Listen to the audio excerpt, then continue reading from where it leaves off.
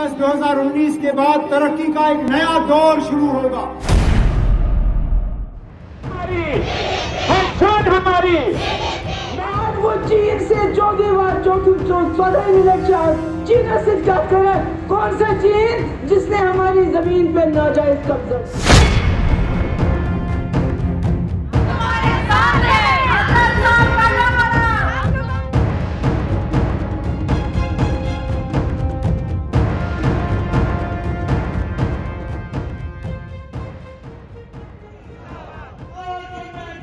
जम्मू व कश्मीर में गुज़श्ते एक माह के ज़ायद अरसे से सियासी सरगर्मियों में तेज़ी देखने को मिल रही है। मुख्तलिफ सियासी जमातें जहां लोगों को अपनी तरफ राग़िब करने के लिए जल्द से जुलूसों का इनेकाद अमल में ला रही है, वहीं इन मेन स्ट्रीम सियासी जमातों के एक दूसरे के खिलाफ बयानबाजियाँ भी तेज़ हो गई हैं।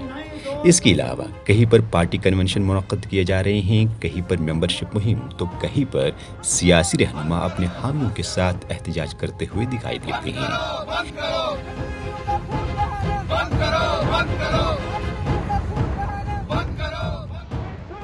सियासी सरगर्मियों में आई इस तरह अचानक तेजी से इस बात का अंदिया मिलता है कि बहुत जल्द असेंबली इंतखाबात मुनक़्क़द करवाए जा सकते हैं।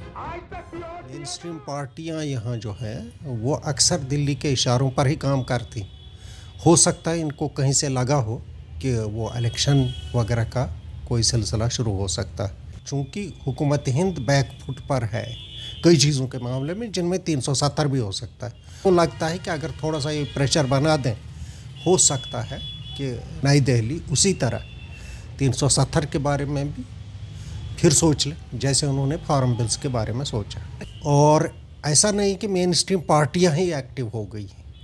हुर्रियत ने पहली मरतबा हड़ताल की कॉल दे दी कुछ दिन पहले, और वो हड़ताल 100% कामयाब रहा, जिसको एक्सेप्ट किया उमर अब्दुल्ला ने भी। जो सेंटर को इन्होंने देखा कि बैकफुट है, ये सोचते हैं कि एक अपॉर्चुनिटी है और उस अपॉर्चुनिटी को ये अवेल करना चाह रहे हैं। खा वो ज़ाती मकसद के लिए इस्तेमाल कर रहे हैं या सिंसियरली किसी एजेंडे के लिए इस्तेमाल कर रहे हैं। 5 अगस्त 2019 के बाद तरक्की का एक नया दौर शुरू होगा। मैंने जमीनी सतह पे उस तरक्की के नए दौर का सबूत देखने की कोशिश की, लेकिन दिखा नहीं। इन सियासी सरगर्मियों के बीच दफ़ा 370 और 35 की बहाली से मुतल्लिक़ PDP और नेशनल कॉन्फ्रेंस के बयानात में फिर से तेज़ी देखी जा रही है। ज़रिए क़वानीन वापस लेने के बाद NC ख़ुसूसी हैसियत की बहाली के लिए किसानों की तर्ज पर लड़ने की बातें कह रही है। वहीं PDP अपने इख्तिलाफ़ात को एक तरफ रखकर सभी इलाक़ाई जमातों को एकजुट होने को कह रही है।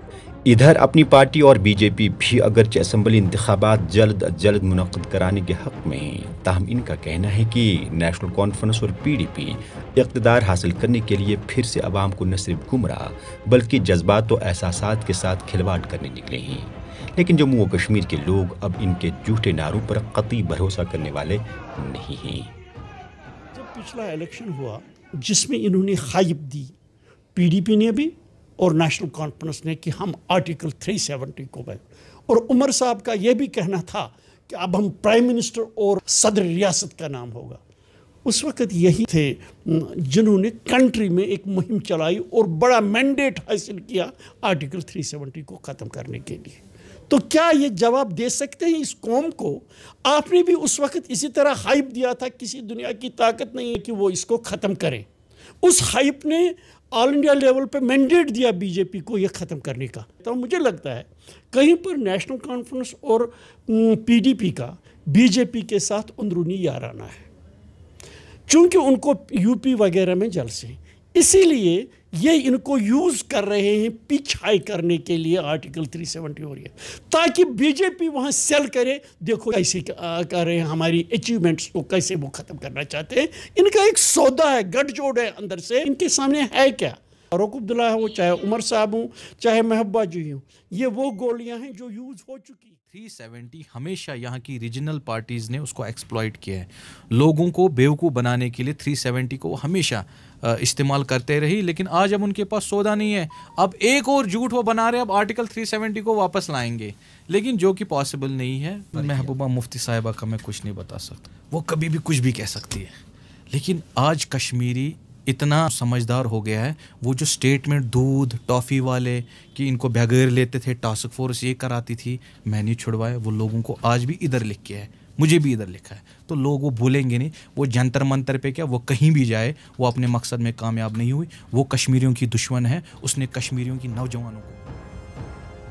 سیاسی تجزیہ کار کہتے ہیں 2019 میں جب جموں و کشمیر کی خصوصی آئینی حیثیت ختم کی گئی, ایسی امید تھی کہ کم از کم یہاں کی مین سٹریم سیاسی جماعتیں خاص کر NC اور PDP اس کے خلاف ایک بڑی مہم چلائیں گے.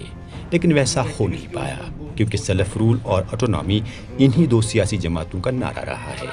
اب اگر انتخابات کی بھنک لگنے کے بعد آج یہ کسانوں کی طرز پر احتجاج کرنے کی باتیں کہہ رہے ہیں تو یہ کوئی بڑی بات نہیں ہے اور نہ ہی اس سے لوگوں پر کوئی خاص اثر پڑنے والا ہے. سیاسی مبصر ڈاکٹر شیخ شوکت کی رائے میں یہاں کی علاقائی جماعتوں سمیت کانگریس اور BJP کے پاس فی الحال کوئی ٹھوس ایجنڈا نہیں ہے. دفعہ 370 کو ختم کرنے والی جماعت BJP ہی اب ریاستی درجے کی بحالی کے نام پر ووٹ حاصل کرنے کی کوشش کر رہی ہے. ان کے پاس ڈیولپمنٹ کا کوئی قصہ رہا ہے کیونکہ وہ دنیا نے دیکھ لیا کون سا ڈیولپمنٹ ہوا. ٹھیک, دوسری بات وہ خود بھی اسی لائن پر کبھی کبھی جاتے ہیں. 4 ہی دن پہلے جو ان کا ریاستی صدر ہے وہ کہہ رہا ہے کہ اسٹیٹ ہوڈ ہو جائے گی. تو اسٹیٹ ہوڈ ختم کرنے والے بھی اور اسٹیٹ ہوڈ بحال کرنے کے نام پر ووٹ مانگنے والے بھی وہی. تو ان کے پاس بھی کچھ رہ نہیں گیا ہے. 370 ختم کریں گے, یہ ان کا سب سے بڑا تماشا تھا. 370 ختم کر کے کشمیر میں کچھ تو ہوا نہیں, ملیٹنسی جیسی کی تیسی. کچھ دن پہلے جو ہڑتال ہوئی, عمر عبداللہ نے کہا کہ سری نگر میں ایک بھی دکان کھلی نہیں تھی. تو فرق تو کچھ پڑا نہیں, اس لیے ان کے بیچنے کو بھی کچھ رہا نہیں.